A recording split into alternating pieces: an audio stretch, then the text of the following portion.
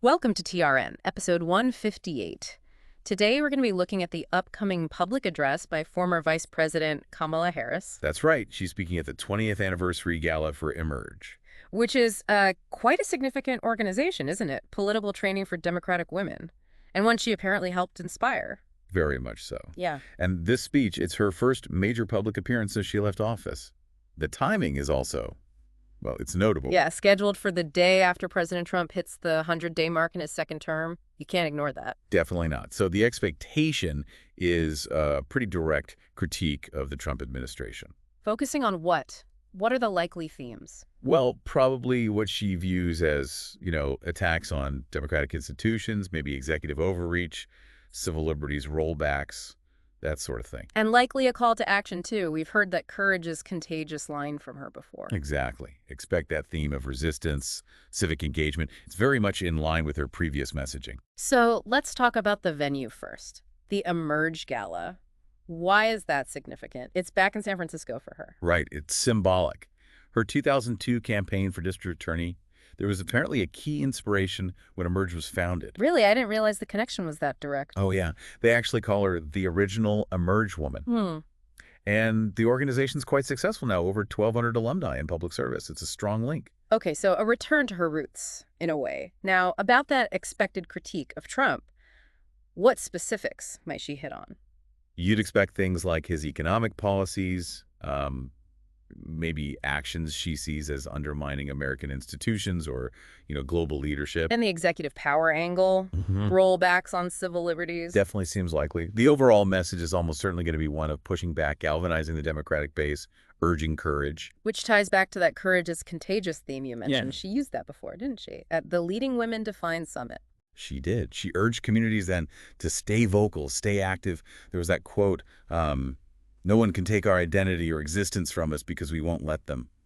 Powerful stuff. So we can probably expect echoes of that message, maybe applying it to the current political situation under Trump. I think that's a safe bet. It's about empowerment, resilience, framing resistance as necessary and, well, courageous. Of course, any big speech like this sparks speculation about her own future. What's the chatter there? Oh, it's definitely renewed. You hear talk about a potential run for California governor in 2026. And the bigger one, 2028 for president. That's out there too. Though it seems unlikely she'd go for both.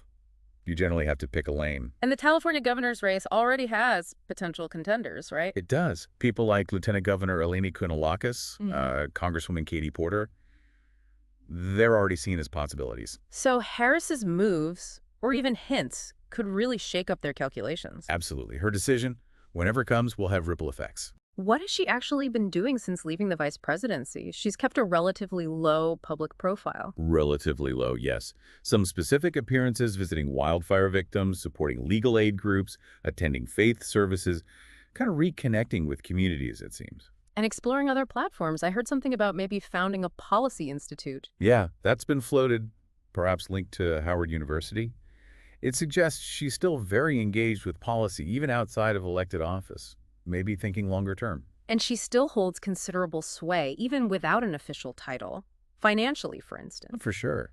The Harris Victory Fund still exists and apparently has over, $4.5 million? That's not insignificant. And how's that being used?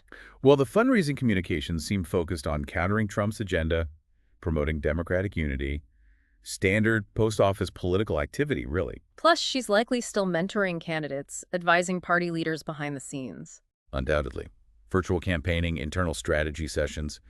She's still a major player within the party structure, even if she's not on the ballot right now. Interesting detail about accessing the speech itself. It's not free to stream virtually? No, apparently there's a $25 fee payable to Emerge if you want to watch online.